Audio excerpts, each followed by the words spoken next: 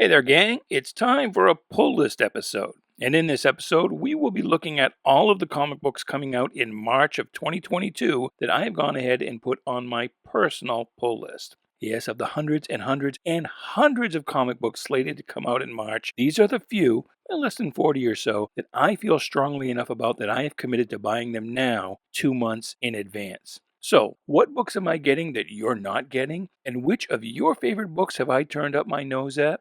Well, there's only one way to find out. If you like comic books, stick around. We're going to have some fun.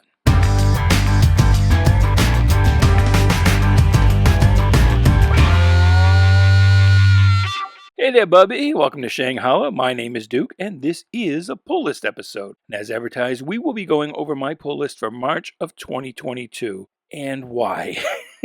Why are we doing that exactly? Well, just to share what comic books I think are currently the best the industry has to offer. Maybe you'll see something here that appeals to you and that you had no idea was even coming out. And maybe there's time enough for you to talk to your local comic shop about getting it for yourself. And maybe, more importantly, I'm hopeful that if you should notice that your favorite title is not on my list, maybe you'll make an impassioned plea for it in the comments below. I do have actually one title on this list for this month that I added in just because it was pitched to me by a couple of viewers of this channel. So I hope you have some fun with this video. If you do, please do like, comment, share, subscribe, do all of the groovy things.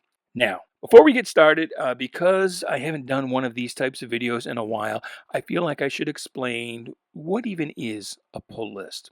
Now, most of you who have clicked on this thumbnail to this video, I presume you already know, so please do feel free to skip ahead a minute or so until you see the images kind of start to move on the screen. You'll know you're there. But for the rest of you, those of you who are unaware, who are not yet initiated into the Cool Kids Club, here is the 411.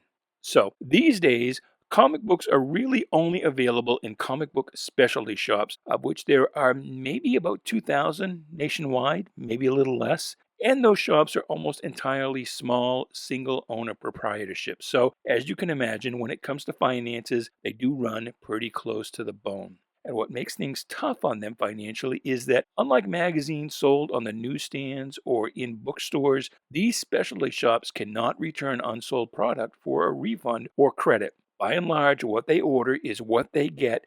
It's theirs forever until sold. So, as you can imagine, if a shop orders 100 copies of a certain issue of a certain title and only 10 sell, well, that's a real twist of the screw. And the thing is, comic books have a shelf life. If a particular issue doesn't sell out by the time the next one in that series arrives, what's left over is effectively spoilage.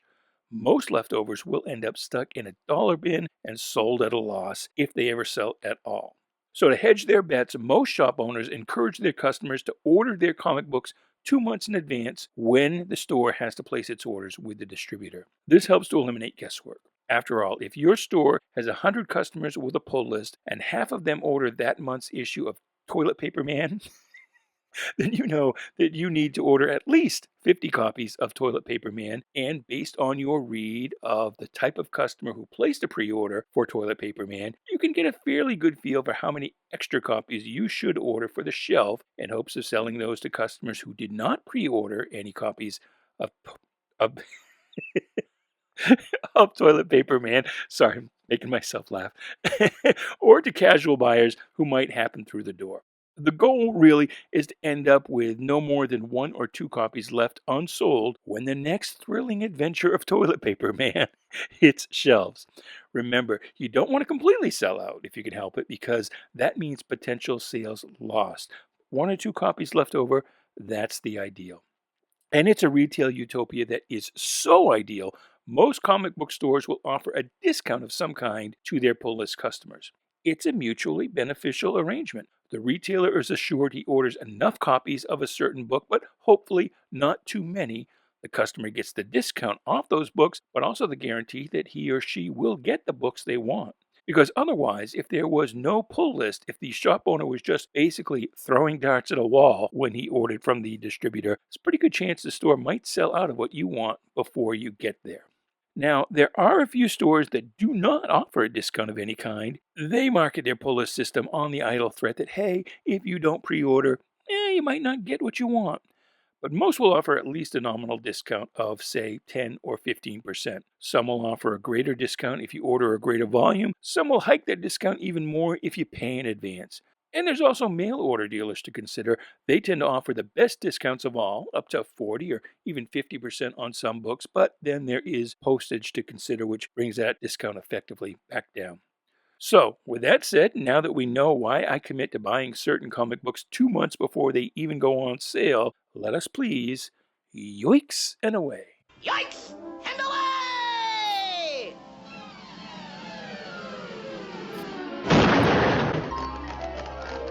Okay, and these are the books for March of 2022, and I did order 37 books from 14 publishers, a retail cost of $191.59. Now, keep in mind that discount. My out-of-pocket expense is not that scary because that's a pretty big number.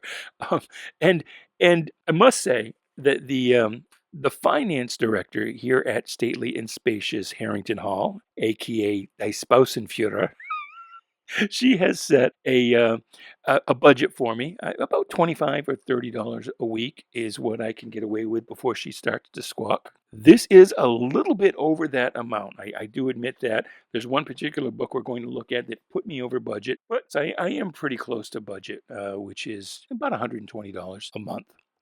So, looking at the books I'm getting, most are from DC, and then in descending order: Marvel, Image, Dark Horse, Antarctic Press, Awa, Oni, and then one title each from Dynamite, Ablaze, Aftershock, Ahoy, Black Mask, Scout Comics, and TwoMorrows.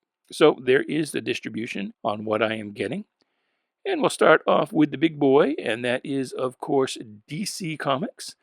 And DC is actually releasing, what is it here, 62 comic books, the floppies. A lot of trade paperbacks and things like that, but of the floppies, there are 10 coming out that I have added to my pull list, so 16.1% of the line.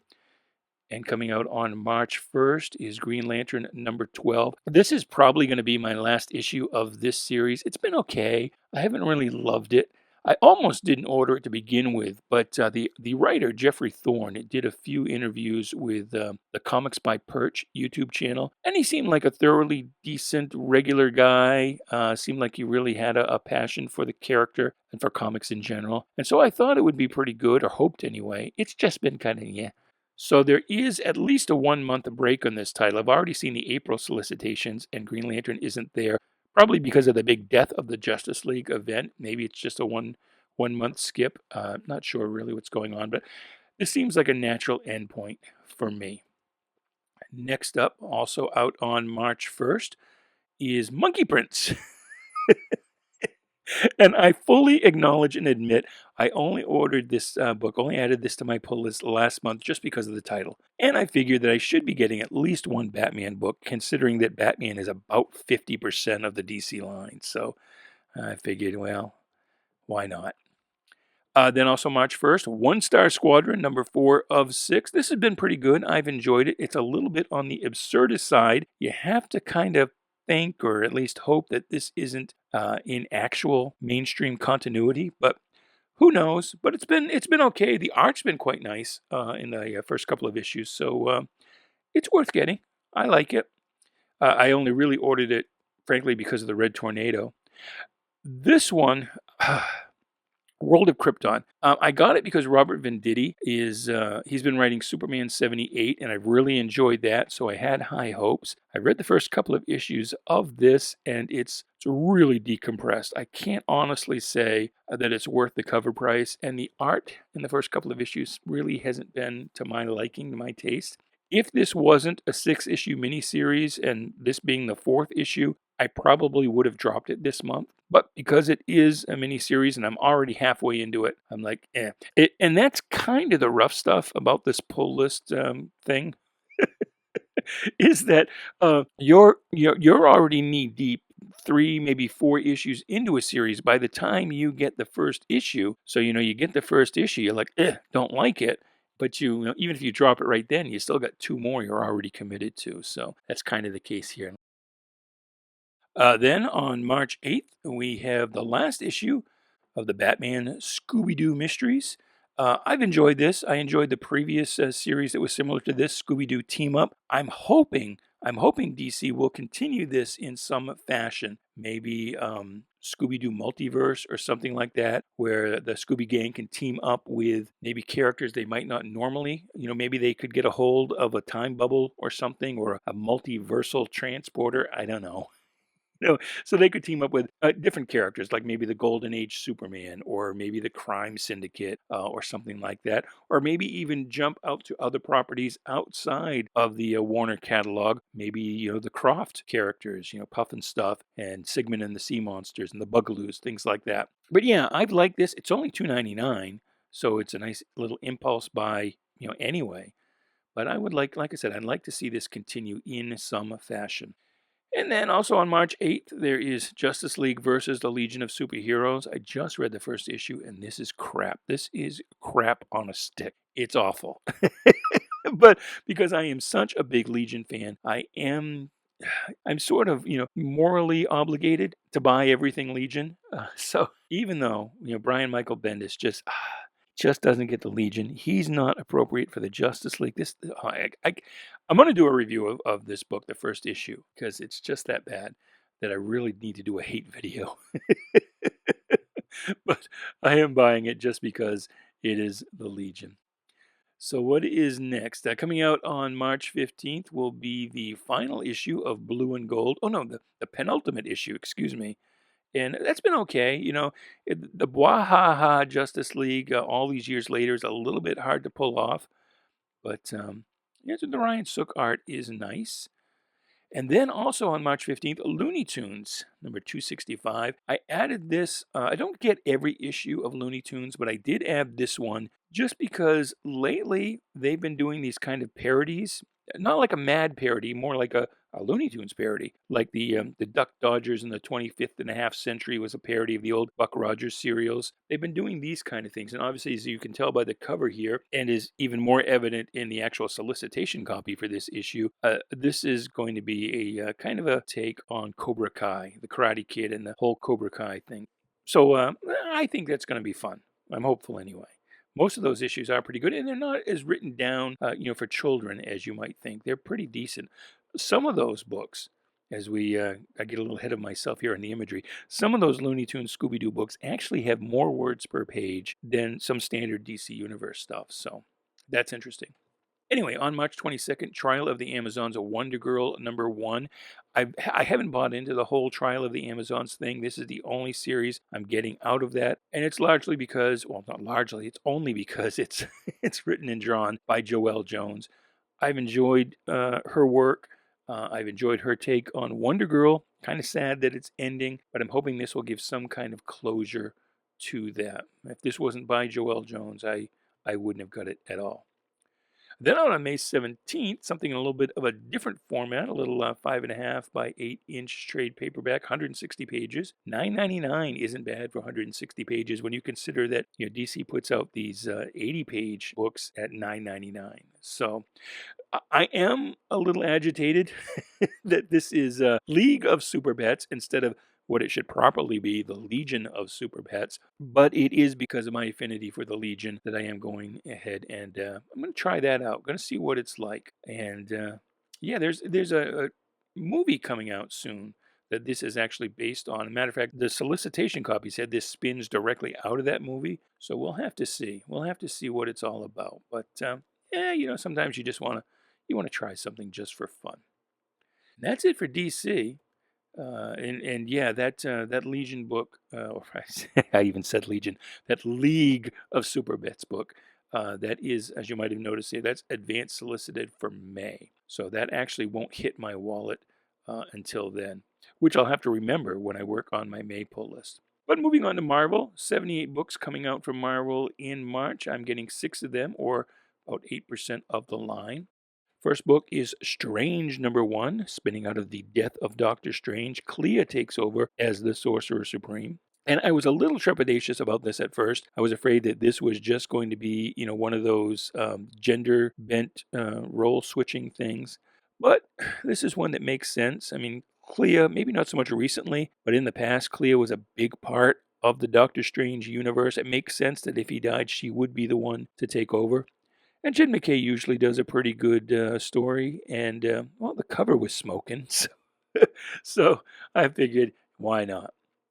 And then coming out on March 9th is Captain Carter. And this is another thing that's, the MCU. But this does, stem from the What If series. It is in the What If milieu, so it's not really a replacement for Captain America. It's just another look. And I have liked the Sharon Carter portrayal in the MCU. Wish I could remember the actress's name.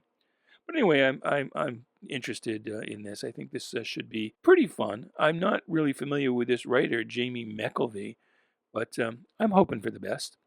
We'll see. We'll see what happens when it comes out. Also out on, oh no, not on March 9th, excuse me. Out on March 16th is X-Cellent. And that is, I'm not going to lie, I checked out in the X-Men years ago, really decades ago. And I'm not really always a big fan of Peter Milligan, the writer here. I'm buying this almost entirely because it's by Michael Allred on the art. Now, I'll tell you what I would do. If I hit the lottery and started my own comic book company, I would buy the Sid and Marty Krofft characters, and I would put Michael Allred on the Bugaloos. That's what I'd have him doing. Or, I guess I should say, I'd see if I could get the rights to the Monkees, contact Rhino Records. I think they don't just own the Monkees catalog. I think they also own the trademarks and all of that. But I'd like to put Mike Allred on a Monkees comic book. Maybe I could even get Mickey Dolenz to write it or co-write it at least. That would be fun. But Michael Allred did do the album cover for the last Monkees album. It was a Christmas album, and that came out just a couple of years ago, 2018, I think. So yeah, that's what I would do with Michael Allred. But this is a continuation of the what was it, X-Force that he did with all new characters several years ago now. But this is a continuation of that, and it looked like fun. And that's what I like in my comic books. I like some fun, dagnabbit. Out on March 23rd from Marvel is King Conan, number 4 of 6. I got this because of Jason Aaron. I liked Jason Aaron's earlier take on Conan. This is set towards the end of the life of the Cimmerian barbarian. I didn't think I was actually going to get that out without stumbling over it. Cimmerian barbarian. No, actually, I can do it. Good for me. And then this one is resolicited. It was late, and the catalog didn't say exactly when it's coming out in March, but the Marvels. And I have to admit, this is on number 9. I think I have here at home up through number 7, and I haven't actually read any of it yet. I just bought it because it was by Kurt Busiek, and it looked like it would be kind of a Marvel version of Astro City, which I'm a big fan of, and we're going to talk about Astro City coming up here in a moment. And so I took a chance on it, but I haven't actually read it yet.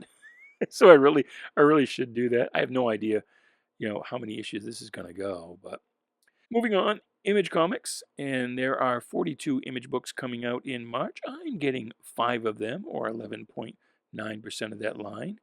March 2nd, we'll see Adventure Man at number 9. I really like this book. That fraction runs kind of hot and cold with me, but I do truly love the artwork of Terry and Rachel Dodson. And this has been a fun series, so that is definitely on the pull list. Then coming out on March 9th is the next issue of King of Spies, the last issue actually, number 4 of 4. I've got the first couple of issues sitting on my to-be-read pile. Haven't picked them up yet, but Mark Millar, I figured, can't go wrong there, generally, usually anyway. New Burn, that's going to be on issue 5 come March, and that's another one that I haven't got around to reading yet. I think I've got 3 issues now. Really have to catch my reading, but I bought this because of Chip Zdarsky. I've really enjoyed what he did with Daredevil, and I've been checking out other things. There's another title that he's been doing at Image, Stillwater, and I think I checked out of that one at about issue 4 or 5. Didn't really care for that one that much. So not everything Chip Zdarsky touches is gold, but I liked his work enough on Daredevil that I will generally give him at least a try if I can fit whatever new title he's working on into the budget. And then what else do we have coming out? Oh, yes, March 23rd, and that is Aerosmith, Behind Enemy Lines. I can't make out what's going on in this cover. and even at a larger size before I popped it into this keynote thing here. It's not a good cover. I can't tell what's going on, but I do know this book, and it is set in a World War One era where there are magical creatures. It's a Kurt Busiek book. The original series of this came out back in the late '90s, early 2000s, and I really enjoyed that. And so I've been looking forward to this, and this will be issue 5 of 5. The last issue is coming out in March. So the first couple of issues are out and hopefully available at your local comic book store to try out. And then finally, March 30th, there it is. Speaking of Astro City and Kurt Busiek, he's definitely the creator winner of the month for my pull list. But Astro City, that was then special number 1 of 1. It's a one shot. I'm surprised, being a one shot, that it's a regular size book, 32 pages, $3.99. I might have expected this to be some kind of giant size thing. I have no idea what this is going to be about, other than it is Astro City, and that's been a big favorite of mine for a long time. So I look forward to that. Moving on to Dark Horse, 16 regular, floppies, regular comic books. By my count, Dark Horse can be a little hard to get the count on because it will have some original things in trade paperbacks and larger formats. But of the things that look like they're regular comic books, 16 coming out, I'm getting 3. So it's at 18.75% of the line. And the first one here coming out on March 2nd is Radio Spaceman number 1 of 2. And this is kind of in the Mike Mignola Hellboy universe. Don't really know anything other than that this is based on sketches by Mignola. And the character design is really fun and compelling. So that drew me in.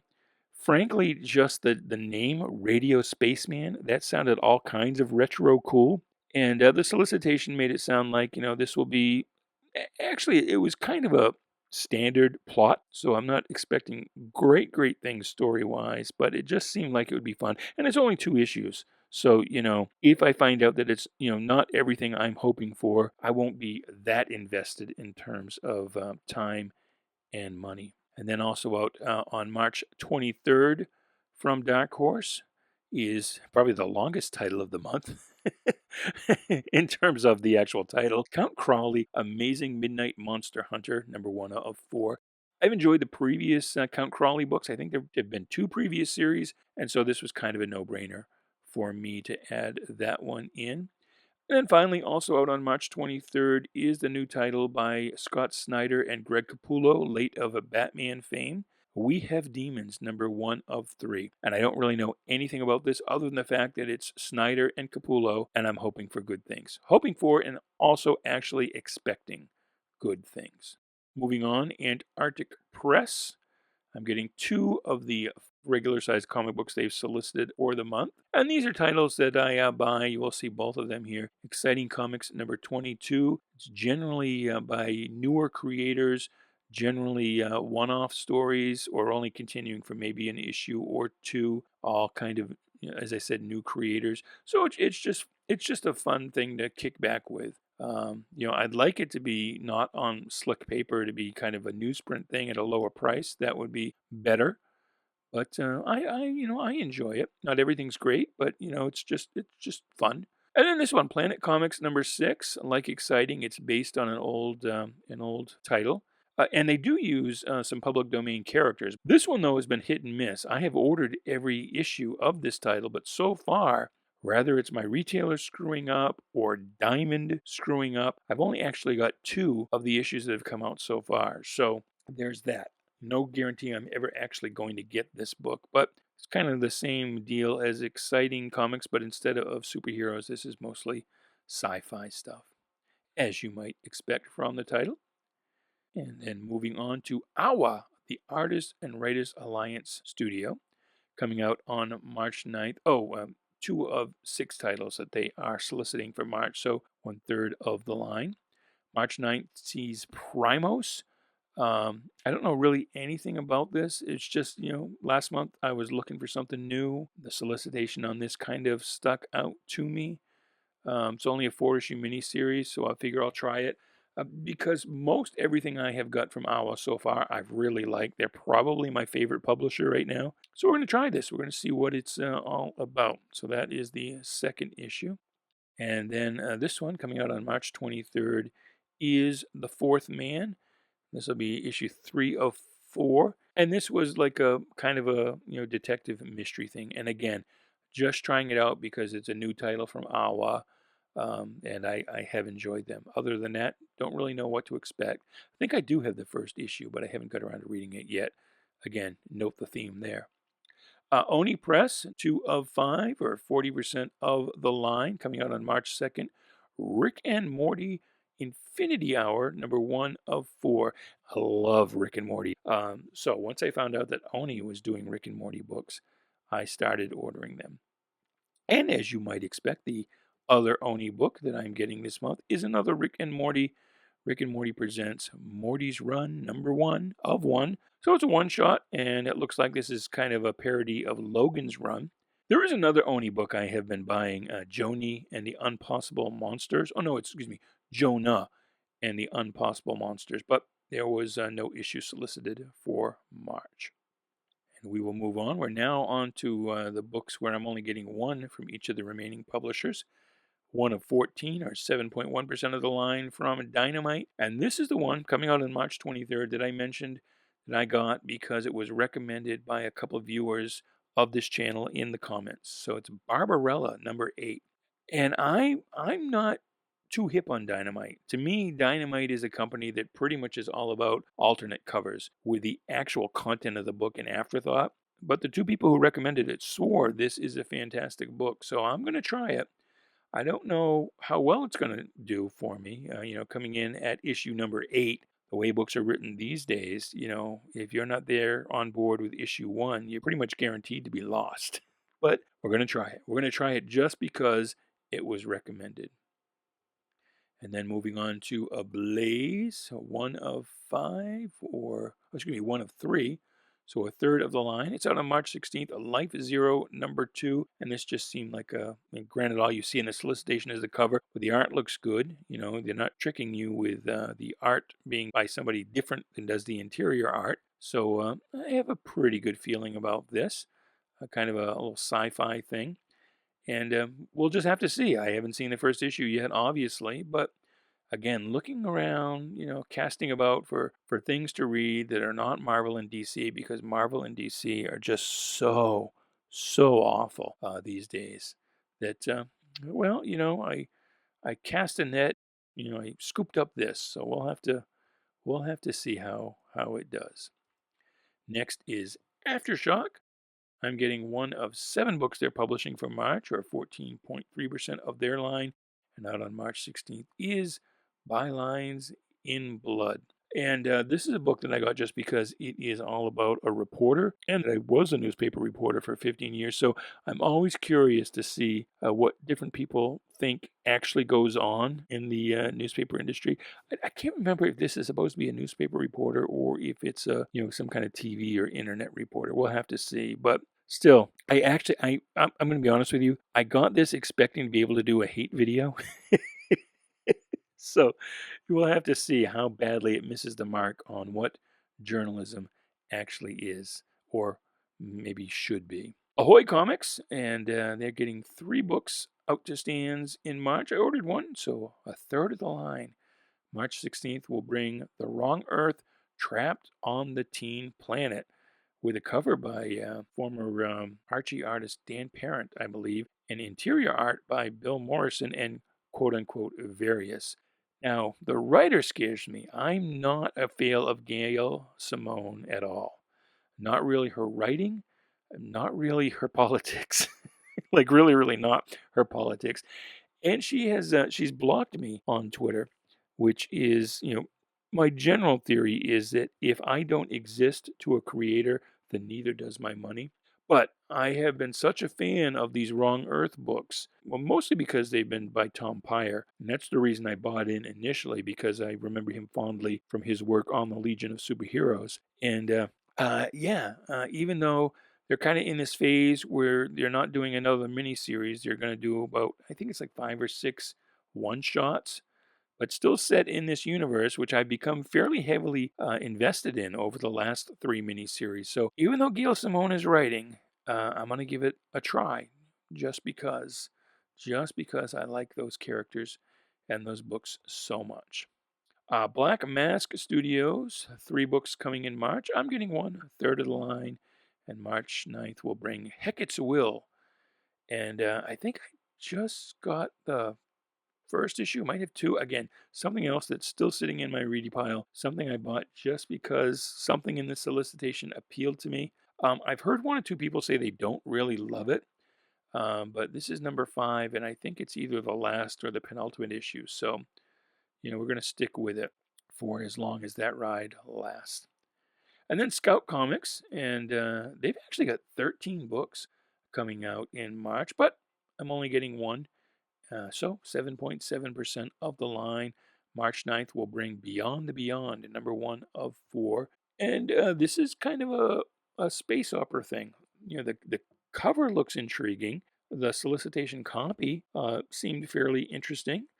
Interesting enough anyway that I went ahead and added it to the list. I have been buying a lot of Scout books. Now, unlike Awa, where I do generally get most of the books, sometimes a little late, and I think that's got more to do with Diamond rather than Awa shipping the books late.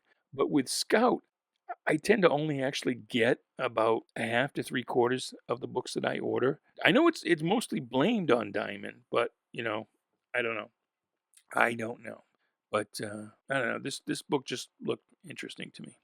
And then finally, here we go. Last thing on the list from TwoMorrows Publishing. This is actually a big old trade paperback. I don't know when in March it's going to arrive. It could arrive before then, because this is actually a book that came out in 2016 that's been resolicited. And it's the MLJ Companion, all about the company that eventually became Archie Comics. So it had a lot of superheroes before Archie and in brief revivals since then. And so, this is a lot of background. I recently got the Quality Companion, all about quality comics. And if this is as good as that, then, I should enjoy this. It was a pretty big ad, $34.95 before the discount, but it's a big book, 288 pages. So I'm really interested to see what I learn from this book. And that's it, my friends. That is everything that I am getting in March. So how does that compare to your list? Let me know in the comments below. Let me know if there's something else that's coming out that you think that I should add to the list. And by all means, let me know whatever your thoughts are. If there's a book you think that I really should not have bought that you think is no good, or if you just want to comment on my kind of goofy, asinine reasons for why I buy certain books. But until next time, goodbye, good luck, and please be good to each other.